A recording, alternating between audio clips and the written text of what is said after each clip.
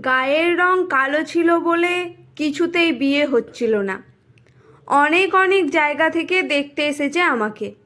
পাত্রপক্ষের কিছুতেই পছন্দ হয় না। যতই লেখাপড়া শেখো, যত গুণের গুণান্বিত হও না কেন, ওই একটাই সমস্যা, গায়ের রং। এদিকে বাবা মায়ের তো চিন্তার শেষ নেই। মা ভাবতো মেয়ের কি কোনোদিনই বিয়ে দিতে পারবো না।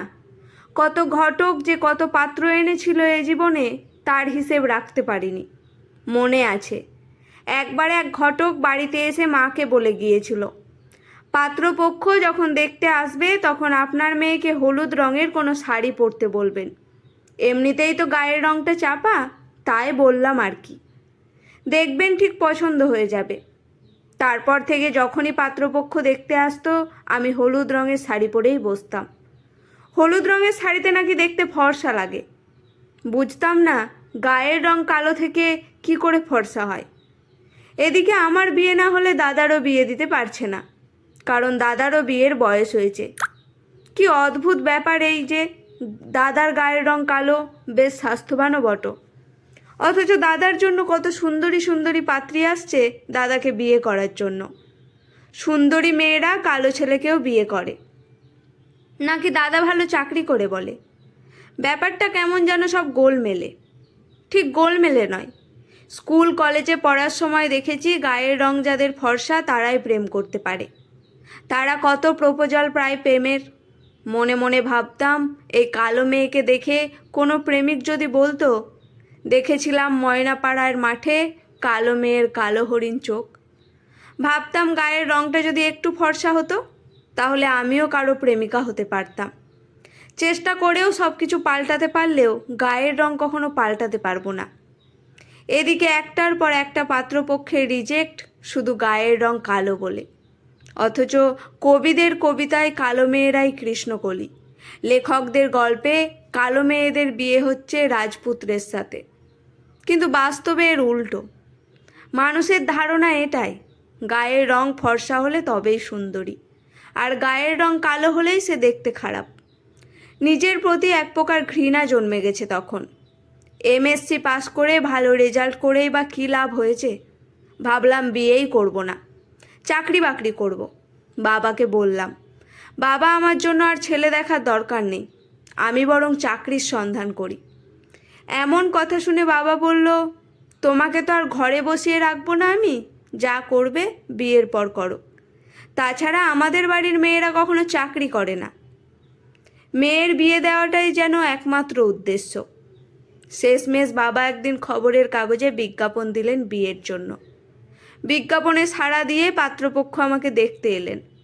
দেখতে এসেই পছন্দ হয়ে গেল। মনে তো তখন দারুণ একটা খটকা লেগেছিল। এমন ভালো চাকুরে অবস্থাপন্ন ঘর, আমার মতো কালো মেয়েকে পছন্দ হলো কি করে? সে খটকা চুলোই যাক, বিয়েটা তো হবেই। কারণ বাবা মাকেও তো আর কেউ বলবে না এখনও মেয়ের বিয়ে দাওনি, ঘরে বসিয়ে রেখেছ। তাই বাবাও আর কোনো মতে হাতছাড়া করতে চায় না এমন পাত্র। কালো মেয়ের বিয়ে হচ্ছে বলে কথা, ঘাড় থেকে বোঝা নামাতেই হবে। টাকা পয়সা খরচ করে বেশ মোটা অঙ্কের পণ দিয়ে কালো মেয়ের গতি করে দিল আমার বাবা মা। মানে সোজা কথা হলো, বাপের বাড়ি থেকে ট্রান্সফার হলাম শ্বশুর বাড়িতে। বিয়ের পর শ্বশুর বাড়িতে আসার দিন থেকেই সবার মুখে একটাই কথা, ছেলের উপযুক্ত বউ হয়নি, কারণ ওই যে গায়ের রং কালো। বুঝলাম একটাই কথা, কালোদের দয়া করা হয়। শ্বশুরবাড়ির পরিবেশটা একেবারে সম্পূর্ণ আলাদা। সব কিছু ওনাদের নিয়মেই চলতে হবে, সেটা বিয়ের পরের দিনই আমাকে বুঝিয়ে দেওয়া হলো। অত বড় বিরাট বাড়িতে আমার সব ঘরে যাওয়া নিষেধ। দেখলাম সবার একটা করে ঘর আছে, সেখানে সবাই নিজেদের মতো করে কাটাতে পারে। আমি যে ঘরটায় থাকি সেটা আমার নয়, আমার পতিদেবের। ভীষণ মেজাজ ওনার। আস্তে আস্তে আমি হয়ে গেলাম ওই বাড়িতে বাড়ির কাজের লোক। বিয়ের পর রান্নার লোককে আসতে মানা করে দেওয়া হলো, কারণ আমি এসে গেছি। বাড়ির সবার সব স্বাধীনতা থাকলেও আমার নেই। গায়ের রং কালো বলে সব জায়গায় নিয়েও যেত না আমাকে। ওনাদের অন্যায় আবদার সবটুকু মেনে নিতে হবেই। মোটামুটি 1.5 বছর এভাবেই কাটলো। কিন্তু এভাবে কতদিন? বাড়িতে মাকে সব জানালাম। মা বলল, মেয়েদের সব পরিবেশেই মানিয়ে চলতে হয়, ধৈর্যের একটা সীমা থাকে। কত আর মেনে নেব? যে বাড়িতে নিজের স্বাধীনতাটুকু নেই, সম্মান নেই, কারো থেকে ভালোবাসা পাওয়ার নেই, সবটাই ওদের মন মর্জি মতো চলতে হবে, সেখানে থেকে কি লাভ? খেয়ে পড়ে বেঁচে থাকার মধ্যে জীবন চলে না। তাই দম বন্ধ করা জীবন থেকে বেরিয়ে চলে এলাম একদিন। বাপের বাড়িতে ফিরলাম। বাবাকে বললাম, বাবা, আমি ডিভোর্স চাই। ও বাড়িতে আমি আর থাকতে পারবো না। বাবা মা অনেক চেষ্টা করেছে আমাকে ওই বাড়িতে পাঠিয়ে দিতে। আমি আর ফিরে যাইনি। সব কথা বাবাকে একদিন বুঝিয়ে বললাম। বাবা বুঝলেও মা কিন্তু বুঝতে রাজি নয়। আমি আমার জেদে অনড়। অবশেষে 1 বছরের মধ্যে আমার ডিভোর্সও হয়ে গেল। ততদিনে দাদার বিয়েও হয়ে গেছে। বাড়িতে ডিভোর্সি মেয়ে বসে থাকলে কেউ ভালো চোখে দেখে না। গলায় কাটার মতো যেন কিছু একটা বিধে থাকে মনে হয়। এদিকে পাড়া প্রতিবেশী, সমাজ স্বজন সবার কাছে আমি যেন বেমানান, কারণ আমি ডিভোর্সি। আমাদের সমাজে এখনও নাকি ছেলেরা ডিভোর্স দেয় আর মেয়েদের ডিভোর্স হয়। অদ্ভুত ব্যাপার সব। দুজন মানুষ বা পরিবারের সঙ্গে বনিবানা হয়নি তাই তারা আলাদা থাকতেই পারে, কিন্তু এমনভাবে বাঁকা চোখে দেখবে মনে হয় মেয়েরাই দোষী। আর এটা নিয়ে মেয়েরাই বেশি মেয়েদেরকে বাঁকা চোখে দেখে। তারপর থেকে আমার জীবনের 15 বছর কেটে গেছে। এই কালো মেয়েটাই এখন ঘোর সংসারী। আমি নতুন করে সংসার পেতেছি। কালো মেয়েরাও যে সব কিছু পারে।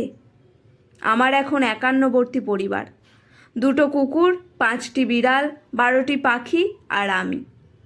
অবশ্য এই পশু পাখি দেখার জন্য একজন অবশ্য আছে, যাকে আমি দিদি বলে ডাকি, কারণ ওই দিদিও একা, স্বামী সন্তান কেউ নেই, আমার বাড়িতেই থাকে। তাছাড়া এত সব কিছু দেখভাল করার সময় কোথায়? কারণ আমাকেও সরকারি দপ্তরের বড় একটা পদ সামলাতে হয়। আবার এদিকে একটা এনজিও চালাই। ব্যস্ততার জীবন, নানা কাজের মধ্যে আনন্দেই কেটে যায়। আসলে সব কিছুর জন্য চাই মনের জোর। কে বলেছে মেয়েরা পারে না? ডিভোর্স হওয়ার পর বাড়ি থেকে বেরোতাম না। তারপর ভাবলাম নিজেকে ঘুরে দাঁড়াতেই হবে, নিজের একটা চাকরি জোগাড় করতেই হবে। চাকরির জন্য নিজেকে প্রস্তুত করতে লাগলাম। টানা 2 বছর কঠোর পরিশ্রমে চাকরিটা পাই। চাকরি পেয়ে বাবার বাড়ি ছেড়ে চলে আসি ভাড়া বাড়িতে। তারপর আস্তে আস্তে 3 কাঠা জায়গা কিনি, আর সেই জায়গার ওপর আজ একটা দোতলা বাড়ি, যেখানে 4-4টে ঘর, সবকটা ঘরই আমার। আর এই বাড়িতেই সংসার পেতেছি পশু পাখির সাথে। আজ আর কেউ কালো বলে অপমান করে না। চারিদিকে শুধু আলো আর আলো। কালো মেয়ের ঘর যে এত আলো হতে পারে, আমিও কি কখনো জানতে পেরেছিলাম?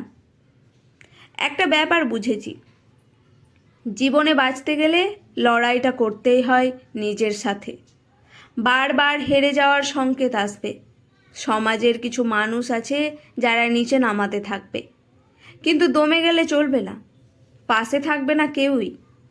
একটা ছেলে যতক্ষণ না প্রতিষ্ঠিত হয় ততক্ষণ তো আর বিয়ের কথা ভাবা হয় না। তাহলে মেয়ের ক্ষেত্রে কেন সেটা হবে? আগে মেয়ে প্রতিষ্ঠিত হোক, তারপরে বিয়ে। মেয়েরাও তৈরি করুক নিজের টাকায় বাড়ি। তবে ছেলের বাড়ি না থাকলে যেমন ছেলের বিয়ে হয় না, তেমনি প্রত্যেক বাবা মায়ের উচিত মেয়ের বিয়ের আগে তার একটা আলাদা বাড়ি করে দেওয়া, কিংবা বাপের বাড়িতেই মেয়েটির জন্য একটি ঘর অন্তত নির্দিষ্ট থাকুক।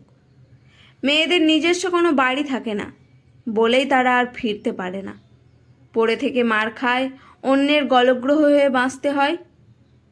অনেক সময় দেখা গেছে বিবাহিত মেয়েদের নিজের বাবা মায়ের আর সহানুভূতি দেখায় না তার জন্য। বিয়ে দিয়ে দিয়েছে মানেই সব শেষ। মেয়েদের করুণ পরিণতির জন্য শুধু শ্বশুরবাড়ির লোকজন যে দায়ী হয় তা নয়, নিজের বাবা মাও অনেকাংশে দায়ী থাকেন কখনো কখনো। আর আমার মতো মনের জোর সব মেয়ের থাকে না। আর সব মেয়ে যে একটা চাকরি জুটিয়ে নিতে পারবে এমনটাও নয়।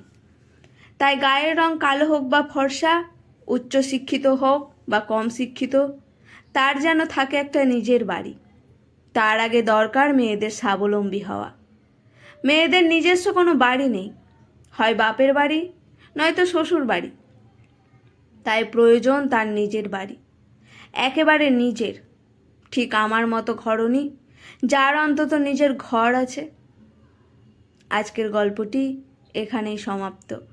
গল্পটি কেমন লাগলো অবশ্যই